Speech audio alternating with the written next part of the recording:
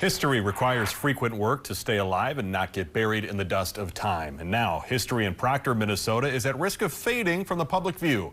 Northern News Now's Dave Anderson tells us about the residents that have banded together, calling for new volunteers to staff the town's museum. The Proctor Journal has been publishing papers for 120 years, a long-time part of Proctor's history, a history that could fade, though, without some volunteers coming to the forefront. We may not have the DM&IR here anymore, but we do have a railroad coming through, and we do have our history. Jim Schwartzbauer is a passionate protector of Proctor's past. He's long been a part of the town's Historical Society. That society is at risk of folding as members grow older, with few young ones stepping up.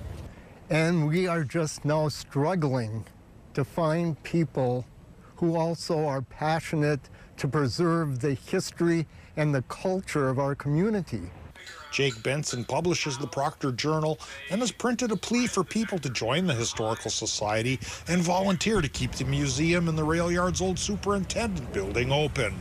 Jim Schwartzbauer, who has been passionate about the museum and Proctor's history, has set a goal of trying to get 100 people to spend some hours just working in the community on projects that's going to make Proctor a better place to live. Picturesque places in Proctor range from the Yellowstone Mallee locomotive to the F-101 Voodoo fighter nearby.